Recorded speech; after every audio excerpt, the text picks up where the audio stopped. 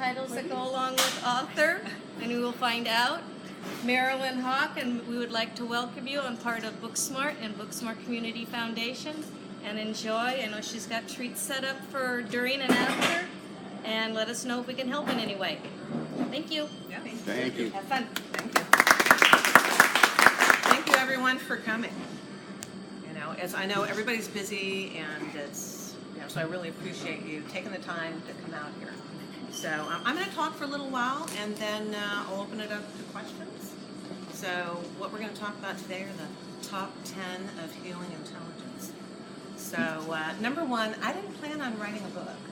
So, you know, it really grew out of my love of reading and research and interest in health.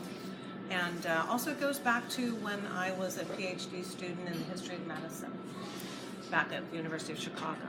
So, you know, I have a lot of books, but the internet really fueled my research. My notes grew to over 1,000 pages, which I, you know, pared down to the 310 pages and 8 chapters that are in the paperback book. There's a digital version too, and I hope one day to do an audiobook one day soon. So what I found in my research was that there are, you know, new fields in medicine and discoveries that I had no idea even existed. And so it changed my image of health. And you know, and what I discovered and everything is what I call healing intelligence or healing IQ. And, you know, I think everyone's interested and concerned about their health, so I thought, well, you know, there may be other people out there that aren't aware of this information that I discovered, so I wanted to share it with them. So number 2 is, you know, I look for data and solutions. So you know, my day job or, you know, my career in high tech has been focused on process excellence, where you know, data is really critical, and managing the change, you know, and the improvements is also part of it. So, so I come from the perspective of what's the problem and how do we get to the solution. So number 3 on the list is we are in the middle of a global health crisis, and this is probably not news to a lot of people. But, you know, and this is despite the fact that, you know, we have all this technology and medical advances and improved standard of living and health care. So the number 1 killer in the U.S. is heart disease, with a close second, you know, with cancer. So the cancer rates have doubled since 1968, not just the numbers. So globally, there's 14 million cases of cancer annually, and the World Health Organization expects a 57% jump over the next 20 years. Wow. Yeah. And, you know, correspondingly, there's a decline in longevity, and it's not just in third world countries either. You might be surprised, as I was, to find that the U.S. is ranked 43rd out of 224 countries in the world in terms of longevity. So, and 55th in terms of infant mortality, which I think is just shocking. So we have spent, or they've spent $100 trillion over the last 75 years on cancer research, and, you know, we're far from solving, you know, that problem. And doctors say that half of cancers are preventable, so we probably should be focusing more on prevention. Oh, and just a little factoid, 4% of, or vegetarians have a 4% risk of heart disease as opposed to 50% in the general population. So eat your veggies. Uh-oh, Gary. I know. So there's a little more bad news, and then we'll get to the good news, okay?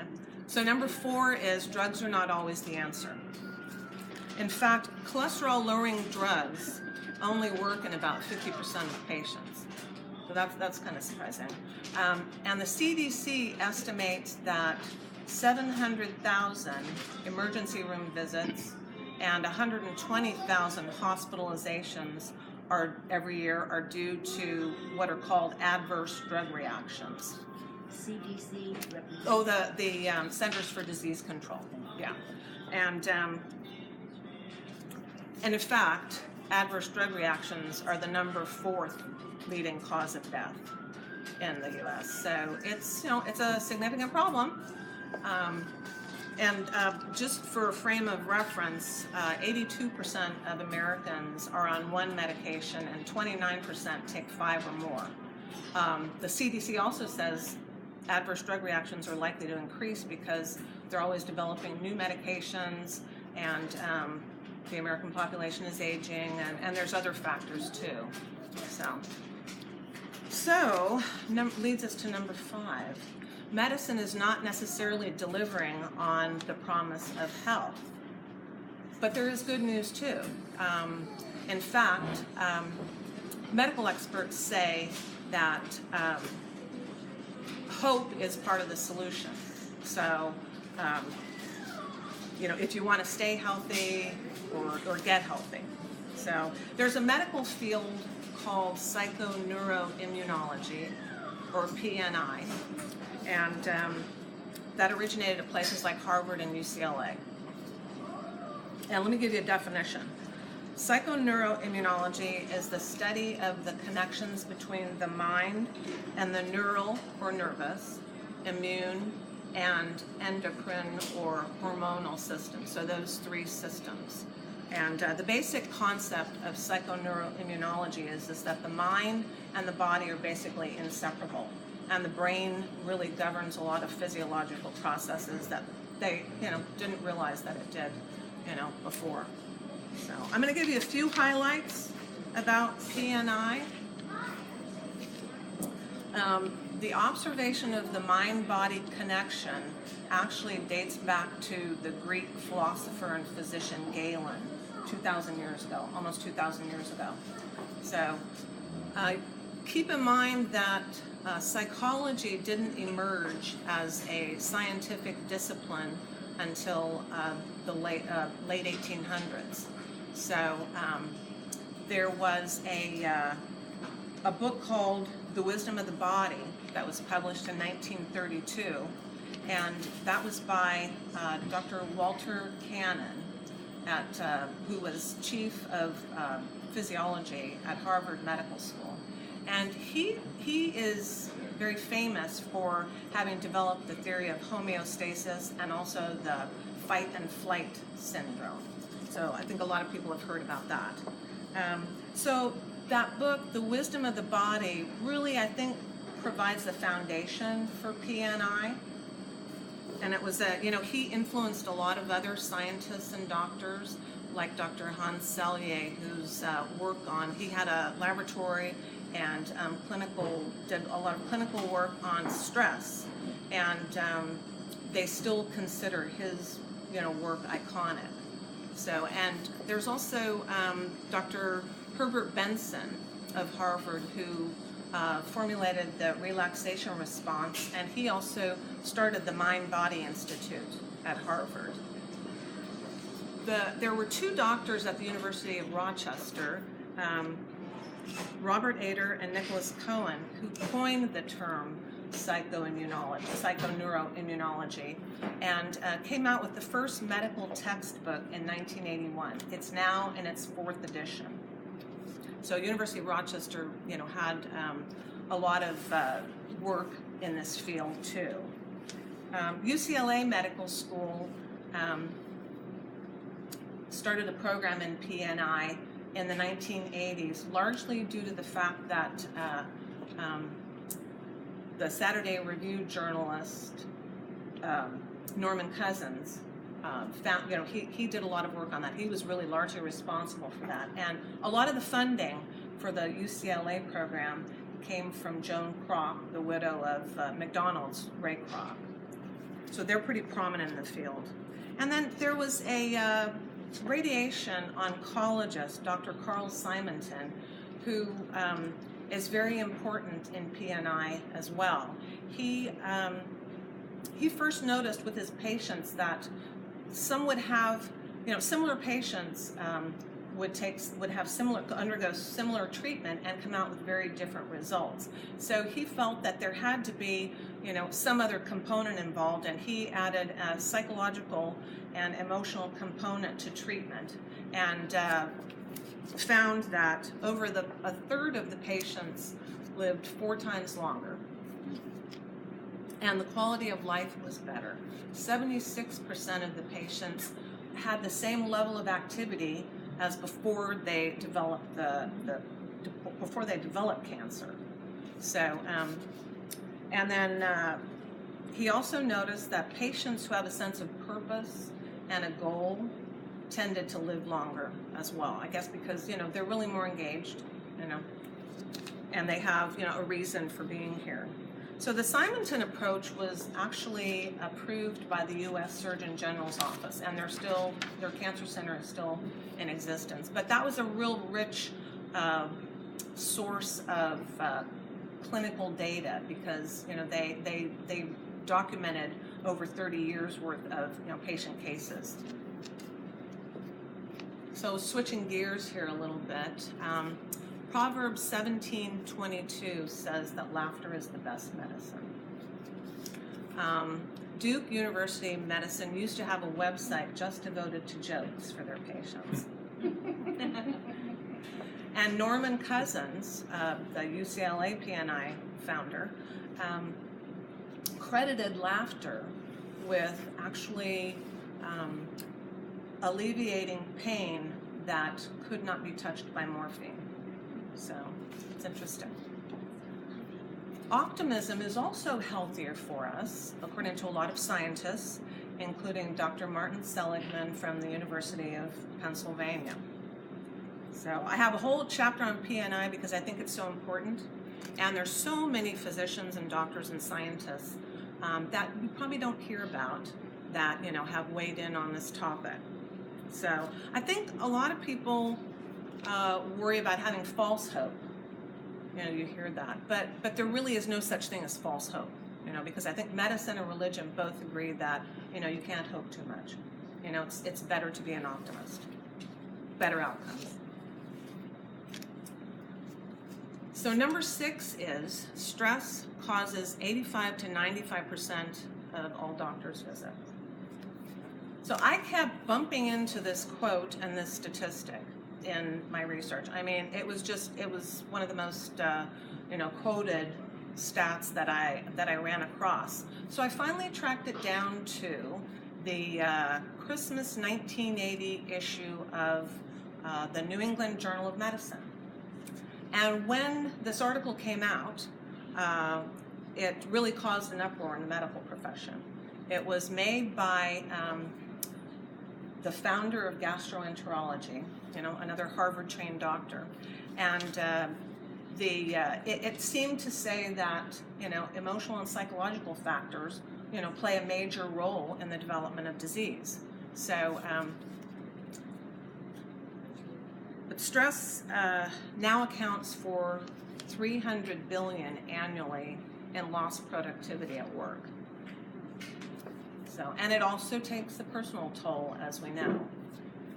The connection between stress and rheumatoid arthritis, diabetes, hypertension, and what's the other one here? Ulcers. Yeah, I mean, ulcers can be caused by H. pylori, but they can also be brought on by stress. So this is well documented in the medical literature, the connection. So it's crucial to pay attention to stress and to manage it. And I devoted a whole chapter to, stress and management in the book. There are very effective ways to manage stress, like meditation and visualization. Those have been used in Eastern cultures for centuries. They're used in hospitals, children's hospitals, pain management clinics. Olympic athletes use them. I think Mary Lou Retton said that she, the whole night before she won the gold, she, was visualizing winning it. And I think people in business use it to achieve better results. So it's very effective, and you can lower your blood pressure, after sessions of just meditation and relaxation. So and they work because of principles like the relaxation response, autosuggestion, biofeedback, and expectation. And science has metrics around these. The hospitals have metrics around them. So I include instructions on how to meditate on page 136, and it's very simple. Anyone can do it. You can do it on your own. You can do it anywhere, and it's a really great way to relax and kind of calm yourself and calm your mind. So the brain actually communicates with cells in the body via those three systems in P&I. And Dr. Candace Pert of Johns Hopkins Medicine calls these molecules of emotion. So she is working on defining the neural pathways of our emotions and how these systems are connected. So, but I think if you can control your neural network, you may alleviate stress and be healthier. So number 7 on the hit list here is psychiatrist, professor, and statistician Dr. Harold Koenig of Duke University Medicine has reviewed over 3,700 published studies on the connection between spirituality and health. So 2/3 of these studies show that, spirituality, having a spiritual practice, religious affiliation actually has a benefit on health. And I list the benefits in the book on page 264, and they include greater well-being, less depression, fewer suicides, less anxiety and substance abuse, better cardiovascular health, fewer hospital visits, lower blood pressure, measurably healthier immune systems.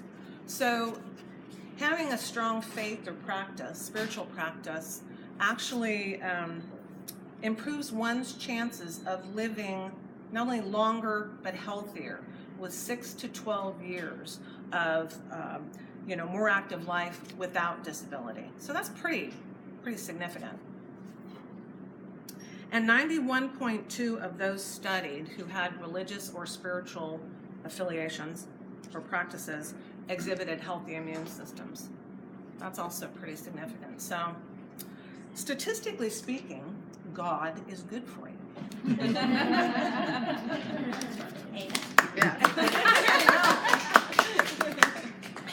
And by God, we can mean higher power, supreme being, creator, infinite intelligence, spirit, divinity, Buddha, Abba, but not to be confused with the Swedish singing group. Although you might feel better after that too. So, and dancing a little bit. So number 8 is lifestyle factors make a difference in your health. Okay, and I talk about this in chapter 6. So the evidence is in, and it is overwhelming. It does make a difference. Your doctor may not mention it, and he might even be he or she might even be dismissive of it. But in science, it's not always easy to prove cause and effect. Certain connections, like smoking and lung cancer, seem pretty direct.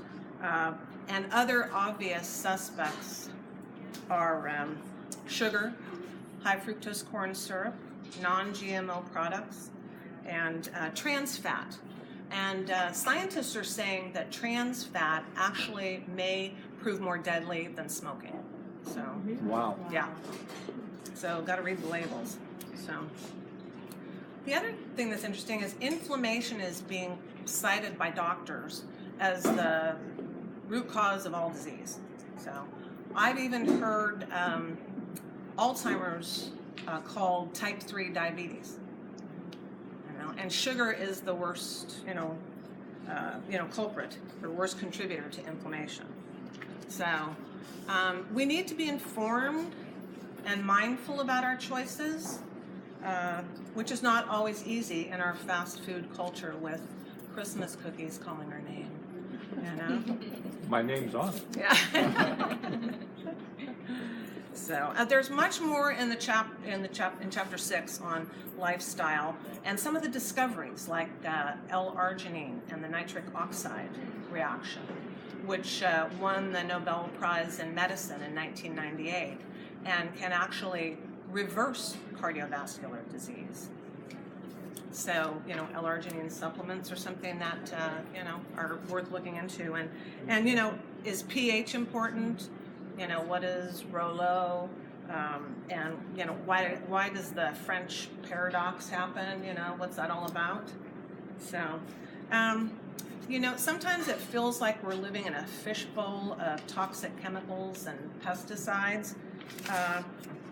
And thankfully our grocers are responding to consumer demand and offering us healthier products and choices.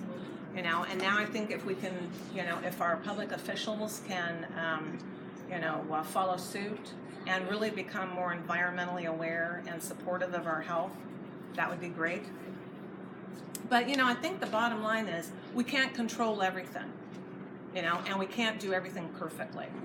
So, and we don't have to put additional pressure on ourselves in this way. I like to keep in mind Jesus' words in St. Mark's chapter about believers, when he's talking about the gifts of the Spirit. If they drink any deadly thing, it will not harm them. So our bodies are capable of eliminating toxins and healing. Don't deny the diagnosis, defy it. So which seems like a natural segue to number 9, or the topic of miracles, or what medicine calls spontaneous remission. So one of the most famous books on this is by Harvard-trained physician Dr. Andrew Weil. So what data in medicine is there for this phenomenon? There's actually some history. There was a prominent New York surgeon, Dr. William Coley, who collected data over from 1890 through 1930. And the Simontons also documented, I mentioned them before, they documented cases during their 30 or more years of clinical practice. Johns Hopkins Medicine hosted the World Conference on Spontaneous Remission in 1974. And it's estimated by a group in the UK that as many as 19% of all cancers heal spontaneously. So healing was a really important part of the early Christian church, but it seems to be somewhat missing, in the modern church. So one day I counted the miracles in the New Testament, and I created a table of results in chapter 2. So, and the reason I did this was because when you read the New Testament, it's very striking, how many healings there are. I mean, it's like on every other page, and there's, all of these miracles, and we don't really hear that from the modern pulpit that much. So, and, there were cases where entire crowds were healed. We're talking about leprosy, which was the worst disease of that time era, and paralysis, blindness. And Jesus and the apostles are even said to have raised people from the dead. And by the way, the Bible is the most read book in history, and there have been over 5 billion copies sold. So, but I got to say, Harry Potter is number 3. So. But healed and whole, that's healed and whole, that term is found all throughout the Bible. And it's God's promise to his people. But I realize, it takes faith to believe in something and events that happened 2,000 years ago. But what about today? The Catholic Church has certified 69 healings at Lourdes. Over 200 million people have visited Lourdes. Over 20 million have visited Medjugorje in Bosnia. And there are holy sites and shrines all over the world in Mexico, Brazil, Egypt, and even Japan. So I think there's reports of miraculous healings all over. I'm not sure that we have the total picture of that. It's more anecdotal evidence. But there's an interesting side note. The laying on of hands is considered a religious tradition. It's found in the Bible and other cultures. It's actually done in Russian hospitals. So I think the conclusion is spontaneous healing happens both in the secular and spiritual worlds. Belief and desire seem to be the common factors. But spontaneous remission in science is, not very well funded and not very well reported either, probably for a number of reasons. I'm hoping that there'll be new strides in medicine. There was a recent dissertation on spontaneous remission by Dr. Kelly and Turner at UC Berkeley. So maybe there'll be a renewed interest in kind of what this phenomenon is all about, and how we can study it and really document it and report it. So number 10 is about another topic, which I think is interesting and is kind of a current thing. A couple of recent movies, Heaven is for Real, and Miracles from Heaven came out, and there are a whole batch of books on life after death. And I think these suggest that we have a spirit and it survives after death. What occurred in the movies and books, medicine calls near-death experiences. And the pioneer of this concept was Dr. Elizabeth Kubler-Ross, who's, heard similar reports from her patients from the 1950s on. Well, as it turns out, there are millions of these that have been reported. In fact, the Gallup poll has tracked it. So, and neuroscientists have assigned clinical metrics to these near-death experiences. But I think it's counterintuitive to trust something like the spirit, which we can't see. But I look at near-death experiences as providing, evidence that, we are spiritual beings and that, they are eternal. Our spirits are eternal. And, truthfully, in most spiritual practices and native cultures, man's spirit is part of a larger universal spirit. There's a famous story about Dr. Carl Jung, who he's the father of analytical psychology, and he told one of the founders of AA that he just didn't think he could be cured.